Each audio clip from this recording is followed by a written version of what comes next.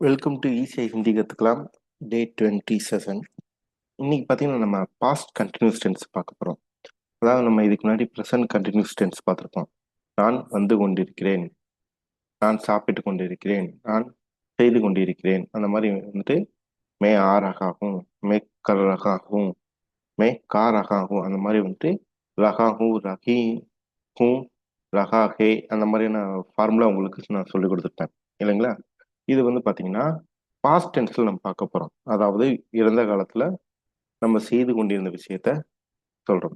இப்ப பாருங்களேன், நீங்க அப்ப என்னடா பண்ணிக்கிட்டு இருந்தேன்? நான் ஃபோன் பண்ணிக்கிட்டு இருந்தேன், அப்ப பேசிக்கிட்டு இருந்தேன். அப்போ நீ கூப்பிட்டப்ப நான் படிச்சுக்கிட்டு இருந்தேன் அப்படி சொல்லுவோம் பாத்தீங்களா? அப்ப பாஸ்ட்ல வந்து இறந்த காலத்துல நம்ம தொடர்ச்சியா செய்து கொண்டிருந்த ஒரு விஷயத்த நம்ம சொல்றோம். நேத்து நீ ஃபோன் பண்ணப்போ நான் படிச்சுக்கிட்டு இருந்தேன், நான் டிவி பார்த்துக்கிட்டு இருந்தேன் அப்படின்னு சொல்லும்போது இந்த ரகா, ரகி, ரகை இந்த மாதிரியான வார்த்தைகளை நம்ம பயன்படுத்த போறோம். ஆனா இதுக்கு முன்னாடி பாத்தீங்கன்னா இந்த ஹூம், ஹே, ஹே, ஹோ, ஹை அந்த மாதிரியான வார்த்தைகள் நம்ம பார்த்திருப்போம் ப்ரெசன்ட் டென்ஸ்ல. அதாவது இருக்கிறேன், ஆம், இருக்கிறார்கள், இருக்கிறாய் அந்த மாதிரி படிச்சு பாத்தீங்கன்னா இப்போ வந்து பாத்தீங்கன்னா இருந்தேன், நான் படித்துக் கொண்டிருந்தேன். அத இன்னைக்கு கிளாஸ்ல நம்ம பார்க்க போறோம். இதுக்கு பாத்தீங்கன்னா தா, தி, தே அப்படிங்கறத பயன்படுத்துவோம். ஒரு சின்ன எக்ஸாம்பிள் மட்டும் பாருங்களேன். இப்போ இதுக்கு முன்னாடி நம்ம ப்ரெசன்ட் டென்ஸ் படிச்சோம் இல்லைங்களா? நிகழ்காலம் ப்ரெசன்ட் டென்ஸ் படிச்சோம். அடுத்து இப்ப படிக்க போது பாத்தீங்கன்னா கடந்த காலத்துல, அதாவது ஒரு குறிப்பிட்ட டைம் சொல்றதுங்க. இதுக்கு முன்னாடி நம்ம வந்து சிம்பிள் ப்ரெசன்ட்ல பாத்தீங்கன்னா நான் அப்போ படிச்சேன் அப்படின்னு சொல்லணும். சொன்னோம் இல்லைங்களா? நான் நேத்து படித்தேன், நேத்து நான் தூங்கினேன், நேத்து நான் படம் பார்த்தேன் அப்படின்னு சொல்லி சொன்னோம். இப்ப பாத்தீங்கன்னா நான் நேத்து படிச்சுக்கிட்டு இருந்தேன். அதாவது கண்டினியூஸா நடந்த விஷயத்த நம்ம விவரிக்கும் போது இந்த மாதிரியான வார்த்தையை பயன்படுத்துவோம். இங்கிலீஷ்ல பாருங்களேன், பாருங்களேன் கீழே வந்துட்டு உங்களுக்கு I was playing, there was வாட்சிங் அந்த மாதிரி வந்துட்டு இந்த ஐஎன்ஜி ஃபார்ம்ல பார்த்துருப்போம் இல்லைங்களா? அது வந்து நம்ம இதுல பாத்தீங்கன்னா ஹிந்தில ரகா, ரகி, ரகேன்னு நம்ம பார்க்க போறோம். ஸோ இது ஃபார்முலா எப்படின்னு பாருங்க. ஃபர்ஸ்ட் சப்ஜெக்ட் மே, இல்லாட்டி வால், தும், ஆப் இந்த மாதிரி சப்ஜெக்ட். அதுக்கப்புறம் ரூட் வெர்பு. ரூட் வெர்பு உங்களுக்கு தெரியும் இல்லைங்களா? ஆ, ஜா, கர், தே, திகா அந்த மாதிரியான ரூட் இருக்கு. அதுக்கு பின்னாடி பார்த்தீங்கன்னா நம்ம ரஹா. ஃபர்ஸ்ட் உங்களுக்கு இந்த ரஹா மட்டும் சொல்லி கொடுக்குறேன். ரஹா சரிங்களா? அது சொல்லிட்டு லாஸ்ட்ல தா, தீ, தே இந்த மாதிரி நம்ம சொல்லுவாங்க. இதுக்கு இந்த அந்த கண்டினியூஸ்ல வருது பார்த்தீங்களா? ரஹா, ரஹி, ரஹே. நம்ம ஆஸ் யூஸ்வல் நம்ம இதுல பார்த்த மாதிரியே தாங்க, ப்ரெசன்ட் கண்டினியூஸ்ல பார்த்த மாதிரியே தான் சேம் இதுல பார்க்க போறோம். இதுல வந்து லாஸ்ட் இந்த மார்க் இருக்கு பார்த்தீங்களா? பாஸ்ட் மார்க்கர் தா. தாங்கிறது என்னன்னா ஆண்பாலுக்கு பயன்படுத்தக்கூடியதுங்க. அதாவது நம்ம ஹூம் பேசிட்டு பார்த்தீங்களா? ஹூம். மேக்கு வந்து பார்த்தீங்கன்னா நீங்க ஒரு ஆணா இருக்கும் பட்சத்துல நான், அவன், இவன் இந்த மாதிரியான வார்த்தைகளுக்கு இந்த தாங்கிற வார்த்தையை பயன்படுத்த போறோம். இதே ஒரு பெண்ணா இருந்துச்சுன்னா மே, அதாவது நான், அவள், இவள் அந்த வார்த்தைகளுக்கு நம்ம பார்த்தீங்கன்னா தீங்கிற வார்த்தை பயன்படுத்த போறோம். அது போக மரியாதையான வார்த்தைகளுக்கும் ஆம், அதிகமான இருக்கு, அதிகமா ஆளுகளை மென்ஷன் பண்ணும்போது, அதாவது ப்ளூரல்ஸ் மென்ஷன் பண்ணும்போது தே அப்படிங்கிற வார்த்தையை நம்ம பயன்படுத்த போறோம். இப்ப பாருங்க, ஆண்பாலுக்கு ரகா தா, ரகா தா. பெண்பாலுக்கு ரகி தி, ரகி தி. இது பன்மையில இருந்து ஆண்பாலுக்கு வரும்போது ரகே தே, ரகே தே. பெண்பாலுக்கு பாத்தீங்கன்னா பன்மையில வரும்போது ரகி தி இந்த மாதிரி பயன்படுத்த போறோம். ஒரு சின்ன எக்ஸாம்பிள் பாருங்க. நான் விளையாடி கொண்டிருந்தேன். மே கேல் ரகா தா, மே கேல் ரகா தா. இதே ஒரு பெண் சொல்ற மாதிரி இருந்தா மே கேல் ரஹி தி. இது உங்களுக்கு எக்ஸ்பிளைன் பண்ண தேவை இருக்காதுன்னு நினைக்கிறேங்க. ஏன்னா ஏற்கனவே நம்ம ப்ரெசன்ட் கண்டினியூஸ்ல பார்த்துட்டோங்கனால இந்த ரகாங்கிறது உங்களுக்கு ஈஸியா புரிஞ்சுக்கும். நீங்க இதுல வந்து இப்போ வந்துட்டு நீங்க குறிப்பா பார்க்க வேண்டியது என்னன்னா இந்த தா, தி, தே மட்டும்தான். ஓகேங்களா? இந்த தா, தி, தேங்கிறதும் பாத்தீங்கன்னா நம்ம சிம்பிள் ப்ரெசன்ட்ல படிச்சிருப்போம். மே ஆத்தா ஹூம், மே ஆத்தி ஹூம் அப்படின்னு படிச்சிருப்போம் பாத்தீங்களா? சேம் அதே ஃபார்மேட் தான் இதுல பயன்படுத்த போறோங்க. இந்த தா வந்து இப்படி பின்னாடி போடும்போது பார்த்தீங்கன்னா இது வந்து பாஸ்ட் டென்ஸா மாறிடும். ஓகேங்களா? ஸோ சில எக்ஸாம்பிள்ஸ் பாருங்க. அவர்கள் பார்த்து கொண்டிருந்தார்கள். வே தேக் ரகே தே. தேக் ரகே தே. இந்த ரகைங்கிறது பன்மைக்கு வரும். தேங்கிறதும் பன்மைக்கு பயன்படுத்தக்கூடியது. சரிங்களா? நாங்கள் சாப்பிட்டு கொண்டிருந்தோம். ஹம் கார் ரகே தே. கா ரகே தே. இந்த காங்கிறது கரெக்டா உச்சரிக்கணுங்க. இந்த காங்கிறது கா அப்படின்னு மாறிச்சுன்னா நாங்கள் பாட்டு பாடிக்கொண்டிருந்தோம் அப்படின்னு மாறிடும். ஓகேங்களா? ஹம் கா ரகே தே.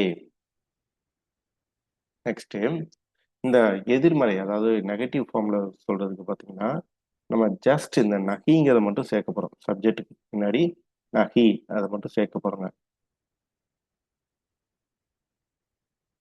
இது பாருங்க, எக்ஸாம்பிள் பாருங்க. ராதா உணவு சமைத்துக் கொண்டிருக்கவில்லை, அவ சாப்பாடு செஞ்சுக்கிட்டு இருக்கல அப்படின்னு சொல்லும்போது லாஸ்ட் இதை சொல்லும்போது பாஸ்ட்ல சொல்லும்போது பாத்தீங்கன்னா ராதா கானா நகி பனா ரஹி தி. ராதா கானா நகி பனா ரஹி தி. பனானா சமைக்கிறது செய்யறது. ஓகேங்களா? அதாவது சமைக்கிறதுங்கிற வார்த்தைக்கும் இந்த பனாங்கிறத சொல்லலாம். செய்தல் மேக் பண்றது இருக்கு பார்த்தீங்களா, அதுக்கும் இந்த பனாங்கிறது சொல்லலாம். கரெக்டா சமைக்கிறது அப்படின்னு சொல்றது பார்த்தீங்கன்னா பக்கா. பக்கா ரஹீதி அப்படின்னா சமைத்துக் கொண்டிருந்தாள். கானா நகி பக்கா ரஹீத்தினா பக்கா அப்படி சொல்லும்போது பார்த்தீங்கன்னா அவள் சமைத்துக் கொண்டிருக்கவில்லை அப்படின்னு மாறிக்கும். ஓகேங்களா?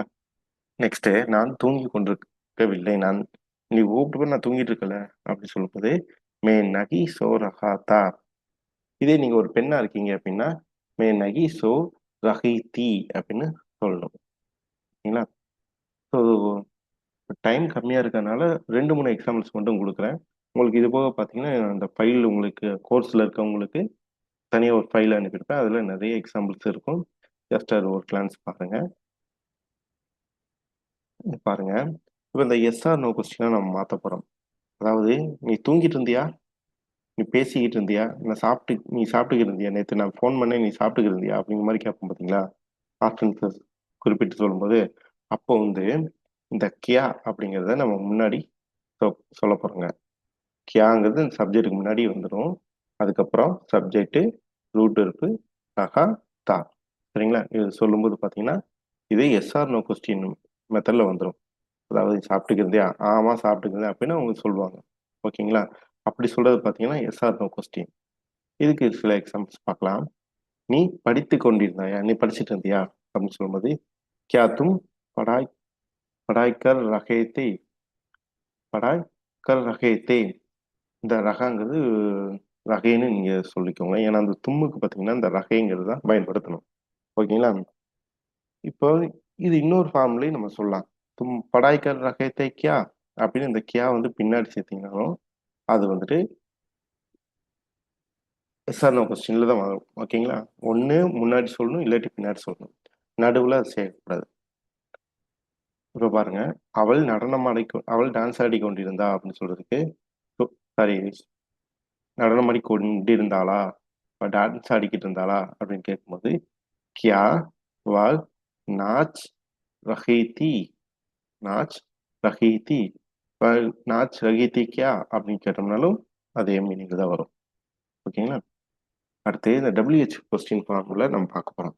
இதுக்கு முன்னாடி இந்த கியாங்கிறது நம்ம முன்னாடி சொல்லியிருந்தோம் பார்த்தீங்களா? இப்போ இந்த சப்ஜெக்ட்டுக்கு அடுத்தது கேட்க போறோம். ஓகேங்களா? இப்போ இந்த கியாங்கிறதே பாருங்களேன். சப்ஜெக்ட் கியா, ரூட் வெர்பு ரஹா, ரகி, ரகை இந்த மாதிரி வார்த்தைகள் சொல்லணும். அடுத்து தா, தி, தே இதுல ஏதாவது ஒண்ணு சொல்லணும். ஓகேங்களா? பாருங்க. அவன் ஏன் படித்துக் கொண்டிருந்தான்? இப்ப கியூம் படாய்கர் ரகாத்தா. அவன் ஏன் படிச்சுக்கிட்டு இருந்தான்? அவன் என்ன படிச்சுக்கிட்டு இருந்தான்னு கேட்கும்போது वह क्या पढ़ाई कर रहे சாரி रहा था. அவன் என்ன படிச்சுக்கிட்டு இருந்தான்? இப்போ ஃபர்ஸ்ட் ஏன் படிச்சுக்கிட்டு இருந்தான்? என்ன படிச்சுக்கிட்டு இருந்தான்னு கேட்டோம். எங்க படிச்சுக்கிட்டு இருந்தா அப்படின்னு கேட்கும்போது கஹா அப்படி வார்த்தையை சொல்லிக்கலாங்க. ஓகேங்களா? நம்ம இந்த கொஸ்டினுக்கு ஏற்ற மாதிரி இந்த கொஸ்டின் வார்த்தைகளை மாத்திக்கணும். அவர்கள் எங்கே விளையாடி கொண்டிருந்தார்கள்? வே கஹா கேல் ரஹே தே. இந்த கஹாம்னு இருக்கனால நீங்க கஹாம்னு யூஸ் பண்ணாதீங்க. கஹா அப்படின்னு சொல்லணுங்க. எழுதும்போது இந்த கஹாங்கிற மாதிரி வரும். ஜஸ்ட் நீங்க வந்துட்டு கஹா அப்படின்னு சொன்னா போதும். वे कहाँ खेल रहे थे.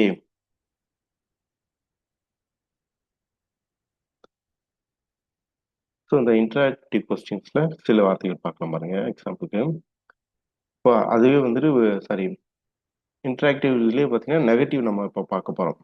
சரிங்களா? இப்போ அதாவது பாசிட்டிவ் பார்த்துட்டு இருந்தோம். அவன் எங்கே படிச்சுக்கிட்டு இருந்தான்,